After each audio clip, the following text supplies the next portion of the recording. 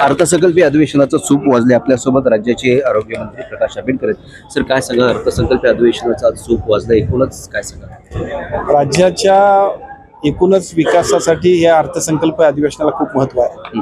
झालेल्या कामकाजाबरोबर नवीन कामाच्या संपूर्ण नियोजनाची जबाबदारी, या वर्षभराच्या कामकाजाची नियोजनाची जबाबदारी, विकासाच्या प्रगतीची संपूर्ण एकूणच चर्चा आणि त्यानंतर प्रत्यक्षामध्ये घेतलेले निर्णय, त्यामुळे पुढच्या टप्प्यामध्ये महाराष्ट्राला गतिमान करण्यासाठी या अर्थसंकल्पीय अधिवेशनामध्ये जी झालेली चर्चा, निर्णय निश्चितपणाने राज्याच्या प्रगतीसाठी अतिशय उपयुक्त आहेत. सर्वच लोकप्रतिनिधी, विशेषतः सत्ताधारी, विरोधक, सर्व मान्यवरांनी सुद्धा आपापल्या पद्धतीनं राज्याच्या सर्वोच्च सभागृहामध्ये आपली मतं मांडली, भूमिका मांडली. त्यांच्या सूचनांप्रमाणे भविष्य काळामध्ये सुद्धा याच्यापेक्षा चांगलं काम करण्यासाठी अर्थसंकल्पामध्ये जी चर्चा झाली त्याप्रमाणे आम्ही सगळेजण काम करू.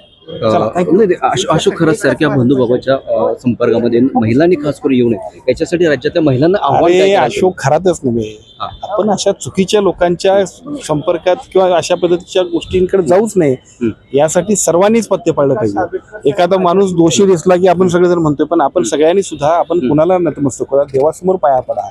पण देवापेक्षा जास्त अलीकडे स्वतःच सोम माजवणाऱ्या लोकांकडे सुद्धा पाया पडायला जाणाऱ्यांची संख्या कमी नाही आहे. कधी कधी ह्या सगळ्या गोष्टींकडे गांभीर्याने बघायला पाहिजे असं मला वाटतं. धन्यवाद. तुम्ही आमचे संवाद साधल्याबद्दल. हे होते राज्याचे आरोग्यमंत्री प्रकाश आंबेडकर. मी गुणवंत दांगड, DRV न्यूज, मुंबई.